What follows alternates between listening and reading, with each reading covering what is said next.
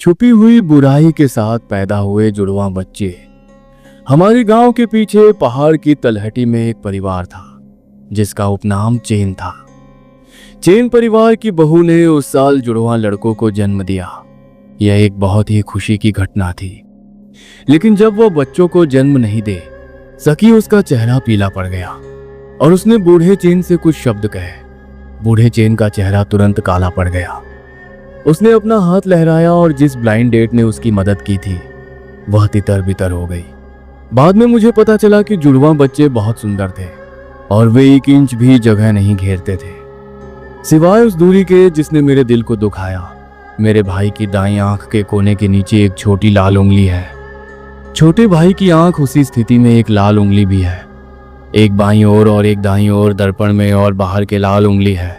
लोगों की तरह गांव की सबसे बूढ़ी दादी ने निजी तौर पर कहा, जुड़वां बच्चे एक आशीर्वाद है, लेकिन दोस्तों की ये जोड़ी एक आशीर्वाद है बदकिस्मत। मैं दोनों, मुझे डर है कि न्याय होगा उस समय। किसी ने इस बयान को गंभीरता से नहीं लिया। उन्होंने सोचा कि यह बुजुर्गों का अंधविश्वास है। दोनों भाई बड़े हो गए जैसी कि उम्मीद थी। वे एक ही कपड़े से बने हैं, स्मार्ट और चतुर, बहुत पसंद करने योग्य है, लेकिन हमेशा उनके बीच एक सूक्ष्म प्रतिस्पर्धा लगती है। जो साधारण भाई यदि किसी के पास कुछ है तो दूसरे के पास भी होना चाहिए और ये बेहतर होना चाहिए। खिलौनों से लेकर पानी तक, बेची कहा कि पानी के लिए, और यहाँ तक कि अपने माता पिता के ध्यान तक, वे सभी चुपचाप प्रतिस्पर्धा कर रहे हैं। उस तरह की प्रतिस्पर्धा अपने साथ एक प्रकार का हट लेकर आती है जो बच्चों में नहीं होनी चाहिए। ठंड गर्मियों में जब वे 7 साल के थे, अचानक तेज बुखार ने छोटे भाई को छीन लिया। सिर्फ एक रात में छोटा प्रतिस्पर्धा कर रहे हैं। ऐसा कहा जाता है कि रात में उसकी हालत बिगड़ी। डॉक्टर को बुलाए जाने से पहले ही उसकी मृत्यु हो गई। अजीब बात है, बड़े भाई का बुखार उसके भाई की मृत्यु के अगले दिन उतर गया। वह जल्दी ठीक हो गया। और भी अजीब, उस दिन से बड़े भाई की आंख के नीचे का लाल तिल बहुत हल्का हो गया। अगर आप ध्यान से नहीं देखते तो आप इसे मुश्किल से देख सकते हैं। चेन परिवार एक बार दुख में था और जल्दबाजी में छोटे भाई के भविष्य की व्यवस्था की और उसे पहाड़ के पीछे जमीन के एक टुकड़े में दफना दिया। पागल सुनसान मंडप दिन शांतिपूर्ण लग रहे थे, लेकिन बड़े भाई का क्या, वह मासूम बनने लगा अलग।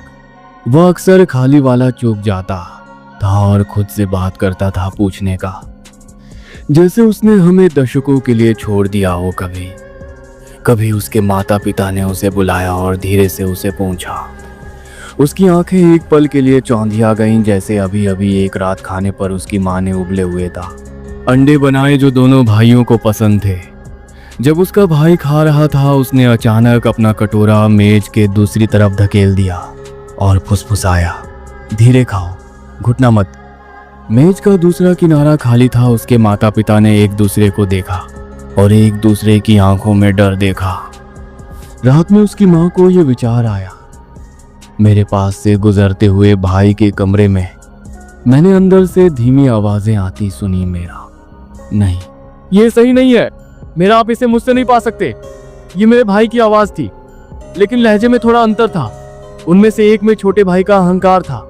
मेरी माँ पूरी तरह से ठंडी थी और उनके हाथ कांप रहे थे। उन्होंने दरवाजे को थोड़ा सा धक्का देकर खोला। मैंने अपने भाई को दरवाजे की ओर पीठ करके बिस्तर पर बैठे देखा। उसके सामने एक लकड़ी का बक्सा था जिस पर वे भाई लड़ते थे। छोटा घोड़ा 2 आवाजों में खुद से बहस कर रहा था। ये हलचल को नोटिस किया है उसके भाई ने अचानक अपना सिर घुमाया। चांदनी उसके चेहरे पर चमक उठी। उसकी आंखों के कोने जो पहले दुनिया से ओझल हो गए थे अब बिल्कुल नए जैसे लाल हो गए थे। मां डर गई और लगभग लालची हो गई और वापस कमरे में भागी और चेन माई को स्पष्ट शब्दों में जो बताया, बच्चा इसे स्वीकार करने को तैयार नहीं था। चेन माई के बाल नहीं थे। उसने अपनी पूरी जिंदगी, ये एक बड़ी बात है, वो घर पर है, वो अपना शरीर चाहता है। वे कुछ कहने की हिम्मत नहीं करते। वे चुपके से गांव गए। वो लकड़ी जिसे खरीदा नहीं जा सकता। एक दिन चेन महाई जाग गया, बस इसे आप तक पहुंचाया। जुड़वाओं का एक जीवन है, वे सभी मर गए कि सभी खरीदा नहीं है। मृतक अनिच्छुक है, उसके वंशज उसके बहनोई का जन्मदिन मनाएं। क्या आप वास्तव में अध्ययन कर रहे हैं? क्या आप उनके पालतू जानवरों और पहचान को लूटने जा रहे हैं? तब तक प्रतीक्षा करें जब तक जीवित व्यक्ति की अपनी सांस पूरी तरह से दब न जाए, फिर वे कभी वापस नहीं आएंगे। माता पिता ने विनती की। 5वें मास्टर को अपने वरिष्ठ भाई की बात माननी पड़ी। उन्होंने उसे कुछ चीजें तैयार करने के लिए कहा। मैं अपने भाई की कब्र पर बात करने के लिए जाएगा। देखें कि क्या मैं उसे जाने के लिए मना सकता हूँ। उस रात कोई चंद्रोदय नहीं हुआ। हवा बहुत तेज थी। इसने पहाड़ों और जंगलों को हिला दिया। चाचा, वो भयभीत बूढ़े चेन और उसकी पत्नी को अपने भाई की छोटी नी कब्र पर ले आए, जो पहले से ही हरी घास से ढकी हुई थी। जैसे ही अनुष्ठान शुरू हुआ, धूप और मोमबत्तियां जो व्यवस्थित की गई थी अस्पष्ट रूप से बुझ गईं। उन्हें फिर से जलाए जाने के बाद लपटें एक अजीब गहरे हरे रंग में बदल गईं। अंकल वू ने हिम्मत जुटाई और सुखदायक मंत्रों का जाप करने लगे। कागज के पैसे जलाते समय कागज की राख हवा से उड़ गई और एक्यूपंक्चर के बाद फैलने से इनकार कर दिया। इस समय उनके भाई का पूरा शरीर हिंसक रूप से कांपने लगा। उन्होंने अचानक अपना सिर उठाया। उनकी आंखें भयंकर और अजीब हो गईं। उन्होंने सीधे अपने माता पिता को देखा। एक बच्चे की आवाज और किसी प्रकार की काटने की मिश्रित आवाज उनके गले से निकली, जो उनकी नहीं थी।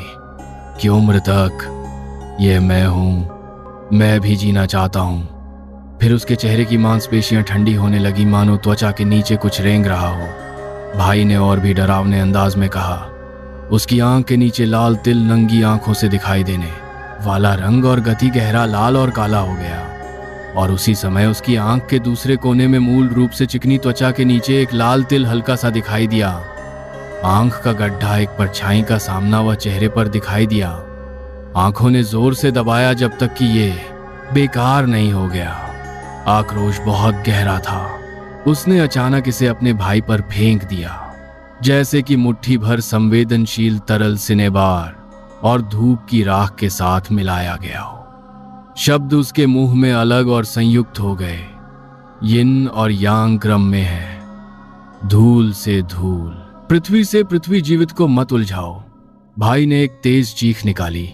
ध्वनि एक ही समय में रोने वाले 2 बच्चों की तरह थी। वह अचानक अपने माता पिता के हाथों से मुक्त हो गया, घूम गया और अंधेरे जंगल की गहराई की ओर भाग गया।